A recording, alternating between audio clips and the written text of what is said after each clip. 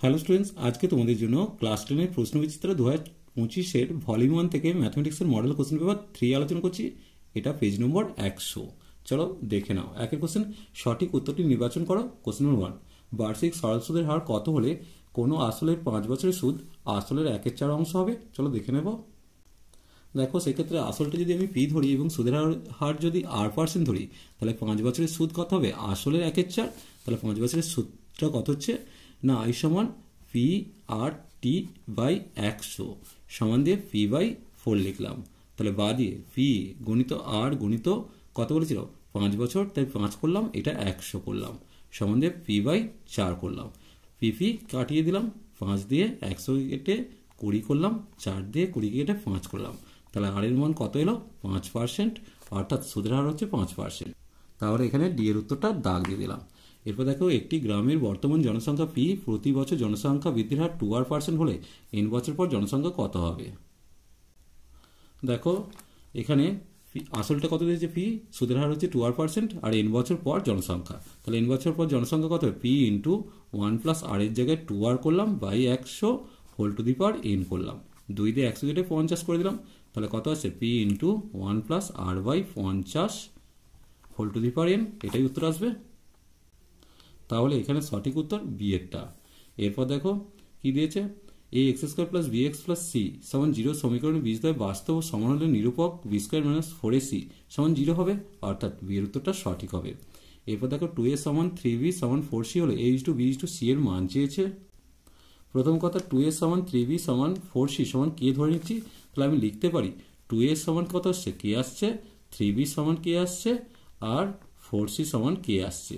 তাহলে এখান থেকে বলতে পারি a সমান কে বাই 2, b সমান কে বাই 3 আর c সমান কে বাই 4 পেলাম। তাহলে a is to b is to c সমান কত আসছে? কে বাই 2, কে বাই 3 আর কে বাই 4। কে এগুলো উঠে গেল, 1/2, 1/3, 1/4 পেলাম। লসাগু যদি 12 হয় তাহলে 12/2, 12/3 আর 12/4 পেলাম। কাটাকাটি করলে 6:4:3 পেলাম। তাহলে সঠিক উত্তর কোনটা হলো?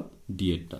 এরপর দেখো, এ বি ও সিডি দুটি সমান্তরাল জ্যার প্রত্যেকটি দৈর্ঘ্য 16 সেমি, বৃত্তের ব্যাসার্ধ দৈর্ঘ্য 10 সেমি হলে জ্যা দুটির মধ্যে দূরত্ব কত? দেখো, এখানে দুটো জ্যা এঁকেছি, এ বি একটা আর সিডি একটা, যাদের দৈর্ঘ্য হচ্ছে 16 সেমি করে দেওয়া আছে। তাহলে যদি আমি ও এমটা লম্বটা নিই, তাহলে আমি বলতে পারি এম এটা হচ্ছে 8, তাহলে 16 অর্ধেক 8 পেয়ে গেলাম। আর ও এ ব্যাসার্ধ 10 দিয়েছে, তাহলে আমাকে প্রথমত ও এমটা বের করতে হবে। তাহলে ও এম সমান কত হবে? √10 স্কোয়ার মাইনাস 8 স্কোয়ার করে দিলাম, সমান দিয়ে 100 মাইনাস 64 পেলাম, সমান দিয়ে √36 সমান দিয়ে 6। ও এম যেহেতু 6 হচ্ছে, তাহলে পি এম কত হবে? 6 দ্বিগুণ, তাহলে পি এম সমান হচ্ছে 2 গুণিত 6 সমান দিয়ে 12 সেমি। তাহলে এক্ষেত্রে উত্তর হলো 12 সেমি। এরপর দেখো, পাশের চিত্রে ও বৃত্তের কেন্দ্র ও দিয়েছে, বিএডি কোণ 65 ডিগ্রি, বিডিসি কোণ 45 ডিগ্রি হলে সিবিডি কোণের মান কত? দেখো, আমরা জানি বৃত্তস্থ চতুর্ভুজে বিপরীত কোণগুলো পরস্পর সম্পূরক। তাহলে এইটা যদি 65 হয়, তাহলে এইটা কত আসবে? 180 ডিগ্রি থেকে 65 বাদ দিলে পেয়ে যাবো। তাহলে একটা ত্রিভুজের 3টে কোণের সমষ্টি হচ্ছে 180 ডিগ্রি। তাহলে 180 ডিগ্রি থেকে, তাহলে 180 ডিগ্রি, তাহলে আমি বলতেই পারি যে দেখো, এইটা প্লাস এইটা সমান দিয়ে এইটাকে ডাইরেক্ট করে দিতে পারি। তাহলে অর্থাৎ 45 প্লাস এই বি কোণটা সমান দিয়ে কত আসছে? 65 ডিগ্রি।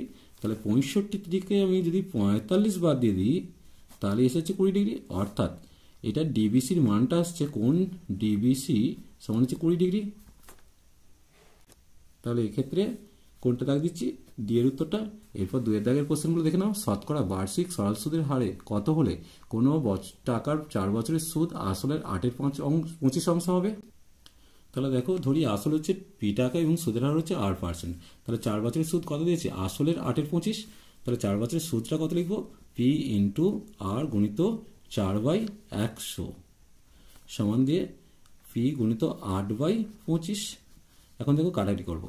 তাহলে 25 দিয়ে কাটলে এটা 4 পেলাম, 4 কেটে দিলাম, তাহলে পি কেটে দিলাম। তাহলে এখানে কত আসছে? পি সমান আসছে কত? 8, সরি পি নয় আর, এটা আর সমান হচ্ছে 8%, অর্থাৎ বার্ষিক সুদের হার হচ্ছে 8%। এর পরের অঙ্কটা দেখো, এক্স এর মান দেওয়া আছে, এক্স মাইনাস 1/x এর মান চেয়েছে। দেখো, প্রথমত আমি 1/xটা বের করবো। তাহলে 1/x সমান কত হবে? এটা হবে √3 প্লাস √2 সমান দিয়ে ওপর নিচে কোঅর্ডিনেশন করতে গেলে ওপর নিচে √3 মাইনাস √3 দিয়ে গুণ করবো, সরি √3 মাইনাস √2 দিয়ে গুণ করবো। তাহলে নিচে লিখলাম √3 প্লাস √2 আর √3 মাইনাস √2। দেখো তাহলে ওপরটা কত আসছে √3 মাইনাস √2 আর নিচেটা আসছে দেখো a square minus b square মানে 3 মাইনাস 2 সমান দিয়ে √3 মাইনাস √2 বাই 1 সমান দিয়ে √3 মাইনাস √2, এটা √2 হবে। এবার দেখো আমাকে x মাইনাস 1 বাই এক্স এর মান চেয়েছে, এক্স এর মান কত √3 প্লাস √2 আর মাইনাস দিয়ে এটা লিখবো মাইনাস √3 প্লাস √2। এখন দেখো √3 কেটে গেল, তাহলে কত হচ্ছে 2√2, অর্থাৎ এর মানটা হলো 2√2। এরপর দেখো কেন্দ্রীয় বৃত্তের এবি ও সিডি জ্যামিতিক দৈর্ঘ্য সমান কোণ এ ও বি 60 ডিগ্রি হলে সিডি সমান 6 সেমি হলে বৃত্তের ব্যাসার্ধের দৈর্ঘ্য কত হবে। প্রথমত এবি এবং সিডি জ্যায়ের দৈর্ঘ্য সমান, তাহলে এবি সমান সিডি সমান হচ্ছে 6 সেমি দেয়া আছে। এখন এটা হচ্ছে ও কেন্দ্রীয় বৃত্ত, তাহলে ত্রিভুজ এ ও বি থেকে পাই, এ ও বি থেকে কি লিখতে পারি দেখো ও এ সমান ও বি, তাহলে আমি বলতেই পারি কোণ ও এ বি সমান কোণ ও বি এ সমান দিয়ে 180 ডিগ্রি মাইনাস 60 ডিগ্রি বাই 2 করে দিলাম, সমান দিয়ে কত আসছে 120 ডিগ্রি বাই 2 সমান দিয়ে 60 ডিগ্রি। অর্থাৎ এই ত্রিভুজের তিনটে কোণই 60, তাহলে লিখতেই পারি ত্রিভুজ ও এ বি সমবাহু ত্রিভুজ সমবাহু ত্রিভুজ সমবাহু ত্রিভুজ।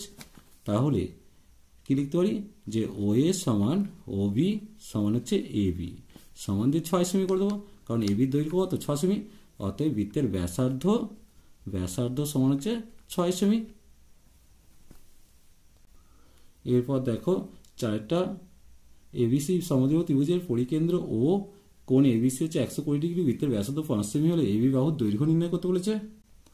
প্রথমত ছবিটার দিকে তাকাও, দেখো এক্ষেত্রে আমি কি করলাম, এটা হচ্ছে ও, তাহলে ও এ ও বি আর ও সিটা যোগ করলাম, তাহলে ত্রিভুজ এবিও এবং ত্রিভুজ বিওসি থেকে কি লিখতে পারি যে এ বি সমান বিসি, আবার ও এ সমান ওসি, আর ওবিটা হচ্ছে সাধারণ বাহু, ত্রিভুজদ্বয় সর্বসম, ত্রিভুজদ্বয় যখনই সর্বসম হলে ত্রিভুজ এবিও কোণ সমান ত্রিভুজ ওবিসি কোণ।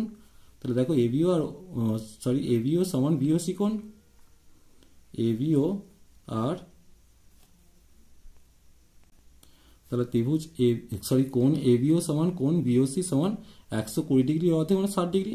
এখন এবিও ত্রিভুজ থেকে কি লিখতে পারি, ত্রিভুজ এবিও থেকে লিখতে পারি যে কোণ এবিও সমান কোণ বিএও, কারণ এই কোণটার এই কোণটা সমান হবে, কারণ এই দুটো বাহু সমান, তাহলে সেটা হচ্ছে 60 ডিগ্রি।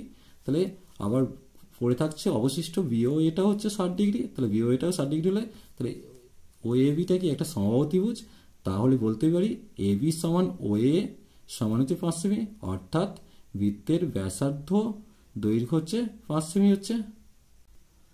এরপর দেখো একটি ঘনকের প্রত্যেকটি ধারের দৈর্ঘ্য 50% বৃদ্ধি হলে ঘনকটির সমতলের ক্ষেত্রফল শতকরা কত বৃদ্ধি পাবে। ধরি ঘনকের পূর্বে বাহু হচ্ছে 100 একক, তাহলে ঘনকের সমতলের ক্ষেত্রফল তো 6 গুণিত 100 স্কোয়ার বর্গ একক সমান কত হলো 60,000 বর্গ একক, 60,000 বর্গ একক। তাহলে এখন বাহু হচ্ছে 50 বৃদ্ধি পেয়েছে, মানে 100 প্লাস 50 সমান দিয়ে 150 একক।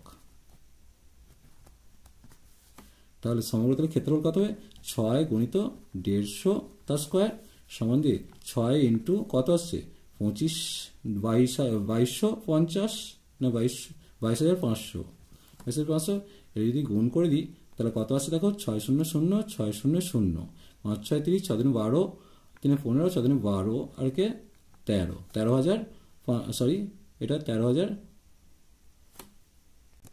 এটা পেয়ে গেলাম 1,35,000 বর্গ একক। তাহলে ক্ষেত্রফল কি হচ্ছে বৃদ্ধি পেয়েছে, তাহলে ক্ষেত্রফল বৃদ্ধি পেয়েছে মানে কতটুকু 1,35,000 মাইনাস 60,000 সমান দিয়ে 75,000 বর্গ একক। এবার শতকরাটা বের করবো, শতকরা বের করতে গেলে কত করবো, ওপরে 75,000 নিচে হচ্ছে 60,000 গুণিত 100। দেখো একটা দুটো 6 দিয়ে কাটলে 6 কে 6 6 দুগুণে 12 5 30 সমান দিয়ে 125 বর্গ একক বৃদ্ধি পেয়েছে। তাহলে শতকরা ক্ষেত্রফল 125 বর্গ একক বৃদ্ধি পেয়েছে। চলো আজ এই পর্যন্তই। নেক্সট ভিডিও নিয়ে খুব তাড়াতাড়ি হাজির হবো। ভিডিওটি ভালো লাগলে লাইক শেয়ার কমেন্ট করো, পারলে চ্যানেলটিকে সাবস্ক্রাইব করে নিও। চলো টাটা বাই।